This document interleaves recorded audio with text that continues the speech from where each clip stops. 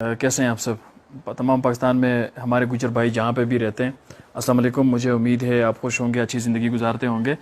اس کے علاوہ ملاکنڈ ڈویژن کے جو گجر ہیں ان کے لیے خصوصی طور پر میں السلام علیکم کہتا ہوں۔ میرا نام محمد احسان ہے، ڈسٹرکٹ شانگلہ سے میرا تعلق ہے۔ تو گزشتہ کئی دنوں سے سوشل میڈیا پہ کنٹروورسی ہے ایک چل رہی ہے، جس پہ میں آج بات کرنا چاہتا ہوں۔ مسئلہ یہ ہے کہ کچھ دن پہلے حاجی جلال خان صاحب جو ہیں وہ دبئی سے پاکستان آ رہے تھے، تو گجر قوم کے لوگ جو سارے ہیں وہ ان کے استقبال کرنے کے لیے چلے گئے۔ بعد میں مسئلہ یہ بنا کہ کچھ جو ہمارے بڑے ہیں، ہماری تنظیم کے جو لوگ ہیں، جن میں سے ملک رضا خان گجر صاحب یا پھر امیر سلطان صاحب، وہ ناراض ہو گئے کہ ہمیں اس پروگرام میں بلایا نہیں گیا۔ تو بات یہاں تک نہیں رہی، یہ بات بڑی آگے تک چلے گئی۔ ملک رضا خان صاحب جو ہیں وہ بھی اس میں کھل کے آ گئے، بات کرنے لگ گئے، اور سوشل میڈیا پہ پوسٹ پہ کے بعد ان کی پوسٹ آ رہی ہیں، وہ اپنے خیالات کا وہ جو اظہار ہے وہ کر رہے ہیں۔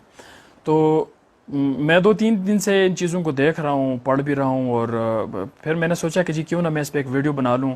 اور ہمارے بہت سارے دوست ایسے ہیں جو تنقید بھی کرتے ہیں اور حد سے بھی گزر جاتے ہیں، جن کا تعلق شانگلہ سے بھی نہیں ہے، سوات سے بھی نہیں ہے، آؤٹ آف ان ڈسٹرکٹ کے علاوہ کچھ گجرز بھائی ہمارے ایسے ہیں جن کو پتہ نہیں اس چیز کا۔ تو میں نے کہا کہ آئیے میں اس چیز کو ذرا واضح کر دوں، جو ہمارے مرکزی قائدین ہیں وہ بھی دیکھیں گے اس ویڈیو کو، تو انہیں شاید پشتو سمجھ نہ آئے، تو اس لیے میں اردو میں کچھ بات کرنا چاہتا ہوں۔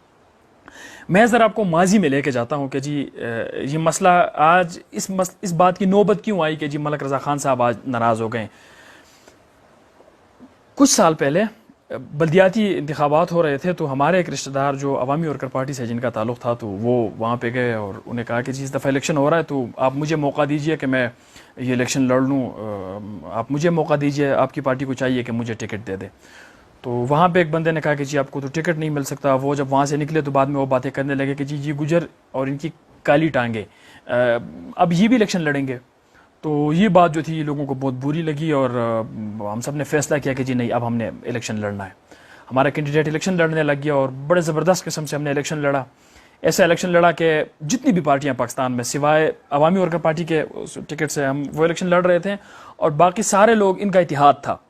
اور جو ہمارا کینڈیڈیٹ تھا وہ 100 یا 200 ووٹ صرف ایک اسٹیشن پہ جا کے ہم ہار گئے، وہ ان کا ہوم اسٹیشن تھا، اور ظاہری بات ہے وہ سارے جو ہیں سیاسی گرو تھے۔ میں بتاتا چلوں کہ ایک ہی گھر سے اس میں سے 3 MP اے، ایک سینیٹر، دوسری پارٹی کا بھی سینیٹر، MNA، MPA، پارٹی کی بڑی لیڈر، تمام پارٹیوں کی بڑی لیڈرشپ جو ہے وہ ساری ان کے پیچھے لگ گئی، اور لیکن ہمارا جو کینڈیڈیٹ تھا اس نے بڑا زبردست قسم کا مقابلہ کیا، اور ہم ہار کے بھی جیت گئے۔ سیم اس کہانی کو میں یہاں پہ چھوڑتا ہوں، دوسری طرف جاتا ہوں ڈسٹرکٹ شانگلہ میں پورن، جہاں جو پورن تحصیل ہے، وہاں پہ نوجوان ہمارا رہتا ہے امیر سلطان جن کا نام ہے۔ تو امیر سلطان نے ایک زمین لی یا پھر لینا چاہ رہے تھے، لیکن جو پاکستان مسلم لیگ نون کے ایک اچھی لیول کی لیڈر ہیں انجینئر امیر مقام صاحب، ان سے ان کا کوئی کلیش پڑ گیا۔ ایک نے کہا یہ زمین میں نے لینی ہے، دوسرے نے کہا یہ زمین میں نے لینی ہے، اور اس پہ مسئلہ یہ بات الجھ گئی۔ امیر سلطان نے اپنے قوم کے کچھ لوگ جو تھے وہ ان کو لے کے آئے جرگہ، اور تو بعد میں امیر مقام صاحب کے ایک بھائی نے کہا کہ امیر سلطان اس سے بہتر تھا کہ آپ یہ گجر، یہ جو بکریوں کی دم کی طرح لوگ ہیں، آپ ان کو جو لے کے آئے ہو، اس سے بہتر تھا کہ آپ پشتو بولنے والے 2 لوگوں کو یہاں پر لے کے آتے تو میں آپ کا مسئلہ سالو کر دیتا۔ اس کو یہ بات اچھی نہیں لگی، اور اس نے طے کر لیا کہ اب میں دیکھوں گا۔ الیکشن آیا، وہ بھی یہی بلدیاتی الیکشن تھا، تو اس نے امیر مقام صاحب کے بیٹے کے خلاف الیکشن لڑا، اور امیر سلطان جیت چکے تھے۔ مسئلہ یہ تھا کہ امیر سلطان جو ہے وہ اتنی سیاسی باریکیوں سے واقف نہیں تھے، وہ کوئی اور کام کر رہے تھے، سیاست سے ان کا کوئی لینا دینا ہی نہیں تھا۔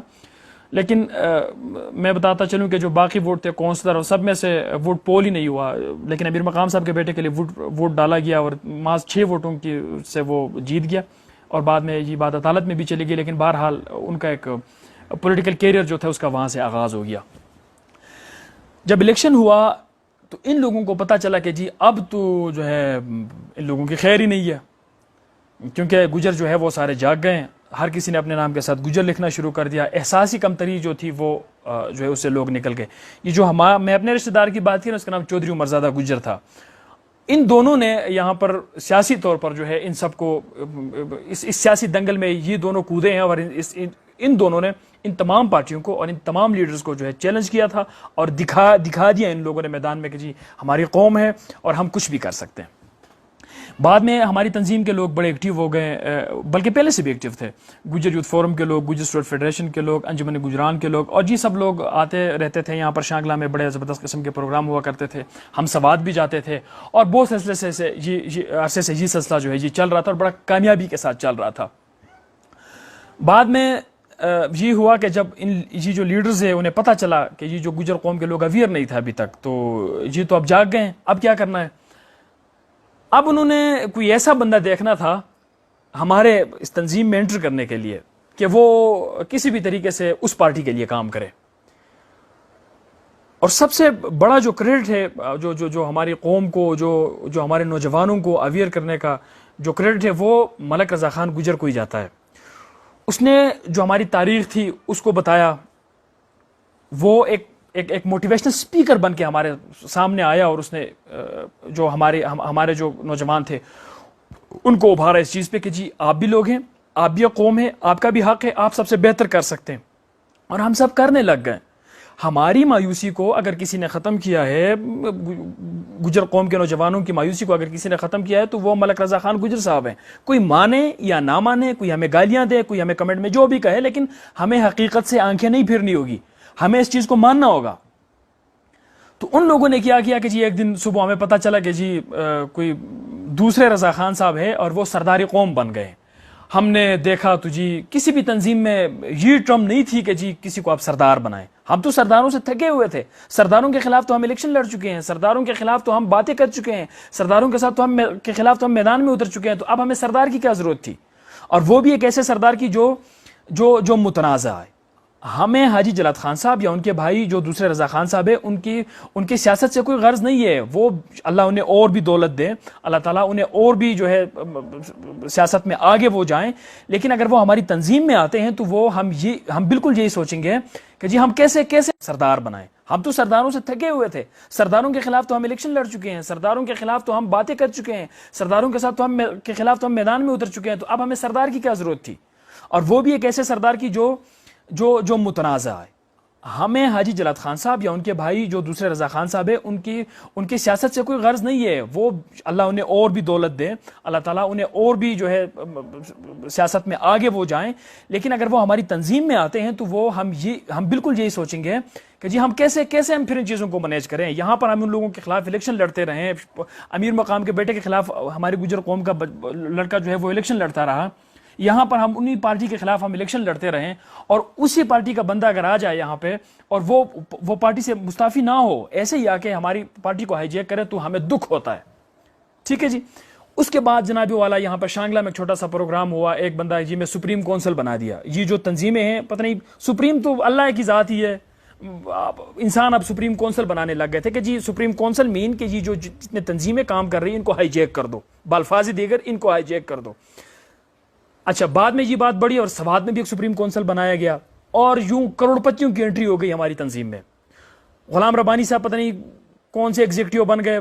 ماشاءاللہ ان کا بڑا ایکسپیرینس ہے انگور بیچنے میں، بڑا اچھا ان کا بزنس ہے، وہ اپنے بزنس کو بھی سنبھالے. لیکن اس لیول سے اگر آپ آنا چاہیں گے کہ جی ہم تنظیم کو ہائی جیک کر دیں گے تو اس کے پھر یہی کچھ ہوگا. پھر جب سے آپ لوگ تنظیم میں آئے، ہمارے لوگوں کو سٹیج پہ بلانے کی، ملک رضا خان گجر صاحب جا کے 3 گھنٹے بیٹھے رہتے ہیں. جی آپ ان کو بلاتے نہیں ہو. جو قصیدے پڑھتے ہیں وہ بار بار آ کے یہاں پر جو ہے وہ آتے ہیں، قصیدے پڑھتے ہیں. آپ سینئر وائس چیئرمین کو جو ہمارا اثاثہ ہے اس کو آپ یہاں پر بلاتے نہیں ہو. بنیر میں پروگرام ہو رہا تھا، آپ نے ان کو اگنور کیا. دیر میں پروگرام ہو رہا تھا، آپ نے ان کو اگنور کیا. قبل میں جو ہے پروگرام ہو رہا تھا، آپ نے ان کو اگنور کیا. اچھا، کل پرسوں جب حاجی صاحب آ رہے تھے، ہم حاجی صاحب کو ویلکم کرتے ہیں، ہمارا ان سے کوئی دشمنی ہے حاجی صاحب سے، ہمارے لیے معزز ہے حاجی صاحب. لیکن یہ جو طریقہ یہ واردات ہے لوگوں کا، یہ مجھے سمجھ نہیں آ رہا. یہ بالکل ایک غیر جمہوری طریقہ ہے. ٹھیک ہے، نہ ہم اس کو مانتے ہیں، نہ ہم اس کے ماننے کو تیار ہے. ایک ایسا شخص جس نے ہماری قوم کو بیدار کیا، جس نے ہماری قوم کے لیے کام کیا، ہم ہر صورت میں اس کے ساتھ ہی کھڑے رہیں گے. ہمارے پاس بے شک پولیٹیکل سپورٹ ہمارے پاس نہ ہو. ہمارے پاس کیوں نہیں ہے پولیٹیکل سپورٹ؟ امیر سلطان کو ہم نے شانگلہ سے الیکشن لڑوایا، 20,000 ووٹ وہ لے چکا ہے. اور اسی صاحب کے خلاف جی جن کے لیے آپ کام کر رہے ہیں، انہی کے خلاف تو ہم الیکشن لڑ چکے ہیں. انہی کے لیے یہ لوگ کام کر رہے ہیں. تو ہمیں آپ قابل قبول ہے، آپ آ جائیں. ہماری تنظیم میں آ جائیں. ہمیں سمجھ نہیں آتی کہ پروگرام گجر یوتھ فورم کا ہوتا ہے اور انوائٹ اس میں امیر مقام صاحب ہوتے ہیں دبئی میں. جی کیا گجر بھیڑ بکریاں ہیں کیا؟ کسی کے چوزے ہیں؟ کوئی مرغیاں ہیں کہ جی کوئی لے کے ان کو ادھر رکھ دے گا, کوئی لے کے ان کو ادھر رکھ دے گا؟